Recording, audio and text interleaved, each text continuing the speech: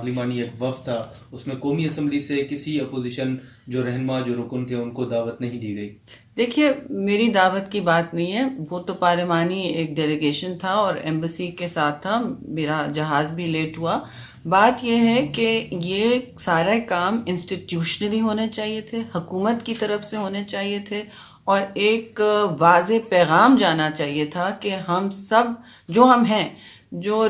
پاکستان کی ریاست اور پاکستان کی ساکھ کے لیے سب یک زبان ہوتے ہیں۔ کون نہیں چاہے گا کہ ہمارے قیدی مثلاً رہا ہوں؟ کون نہیں چاہے گا کہ سرمایہ کاری یہاں وسیع طور پر آئے؟ کون نہیں چاہے گا کہ پاکستان کی بہتری کے لیے، پاکستان کی سلامتی کے لیے ہم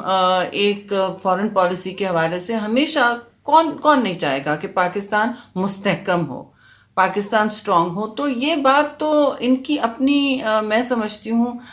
کم ظرفی ہے کہ انہوں نے اپوزیشن کو فیڈریشن کا، ریاست کا حصہ نہیں سمجھا، انہوں نے ان 4 اکائیوں کو حصہ نہیں سمجھا، کیونکہ ہم سب ریپرزینٹ کرتے ہیں۔ اپوزیشن ایک بہت اہم حصہ ہے، ہماری سینٹ میں تو میجورٹی ہے اور نیشنل اسمبلی میں بھی، پھر سندھ میں ہماری حکومت ہے۔ آپ نے ایک سابق صدر کو نہیں بلایا، زرداری صاحب کو نہیں بلایا، آپ نے چیئرمین بلاول بھٹو کو نہیں بلایا، آپ نے لیڈر آف اپوزیشن کو نہیں مدعو کیا، اب بلکہ اس کے بالکل برعکس آپ نے تو کہا کہ صرف ہم ریاست ہیں، صرف ہم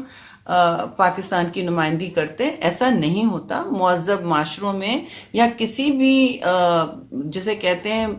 مستحکم جمہوری کلچر میں ایسا نہیں ہوتا۔ ہماری بھی سب کی حکومتیں رہ چکی ہیں، یہ سبانی چیزیں ہوتی ہیں، ان سب میں ہمیشہ اپوزیشن ہر عشائیے میں، ہر اس طرح کے وزٹ میں بالکل بھرپور طور سے شمولیت رکھتا تھا، ان کو عزت سے اور ایک ادارتی امور پر بلایا جاتا تھا، ایک انسٹیٹیوشنل لیول پر بلایا جاتا تھا، نہ کہ آپ لاسٹ منٹ پر کہہ دیں کہ جی آپ کا چیدہ کچھ لوگ پارلیمنٹری ڈیلیگیشن، وہ بھی سینٹ چیئرمین اور